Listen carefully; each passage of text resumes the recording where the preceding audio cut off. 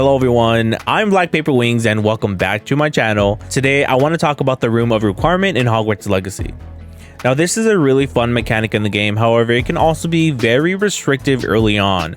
That is, unless you focus on a specific quest line, which has dozens of subquests, you actually won't fully reap the benefits of it until you put 20 plus hours into the game, or if you forget about it and come back to it later on, which is what I did.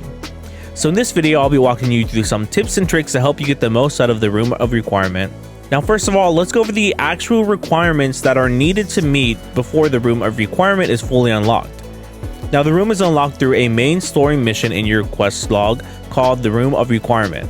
And if it hasn't popped up yet, make sure you're completing all of the yellow quests in your log and it should eventually appear, which should take around a few hours in the game.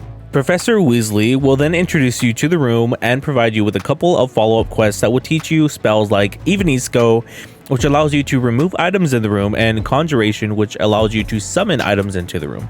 She will also give you a side quest called Interior Decorating, which teaches you the Alteration spell that allows you to change the appearance of items in the room. You can also change the decor of the walls and floors as well. Now, the most valuable resource you're going to need to conjure and alter everything in the Room of Requirement is Moonstone. Now, Moonstone can be found in the Room of Requirement itself once you open the pens for your magical beast.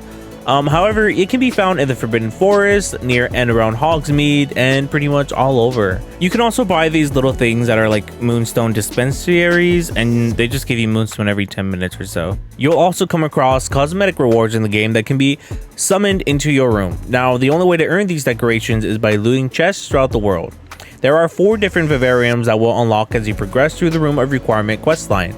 However, to unlock the vivariums, you will need to complete the quest Nubsack and the loom from the house elf Deke, which I love that guy. Now let's talk about the potions and plant system.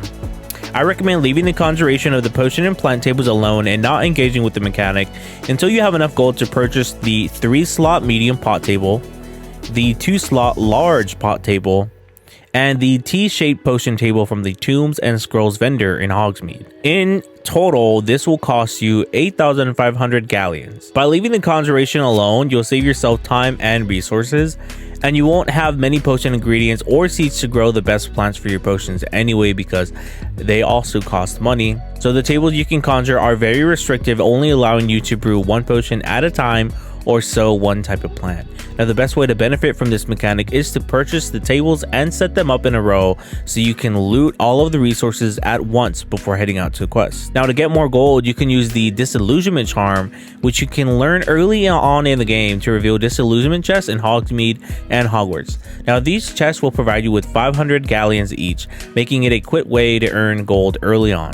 Now let's talk about beast management and breeding. So after you completed the beast class and the quest with Deke, you'll now be able to start placing your rescued animals into your vivariums. Now, to take care of them, you'll need to feed them using the feeding spell and pet them with the grooming spell that you received from Deke. Now, when you do this, the corresponding icons above their head will turn green and you'll be able to collect their magical beast resources. A helpful purchase to make early on is the feeding boxes and the toy box from the Tomes and Scrolls. Now, this will automate the feeding and petting processes, saving you time in the long run. However, you will still need to manually pet some of the animals to collect all of the resources. The beast management system is designed as a whole ecosystem that permeates into all of the mechanics in the game. From the beast care to customization, each beast provides you with a unique resource specific to that creature. For example, you can get mooncalf fur from a hippogriff. When you're out in the world, you will have a Pokemon Escape animation pop up when you activate your bag spell. To add the beast to your bag, you will need to press square within range of them. Now be careful because they can run away whenever you start this animation.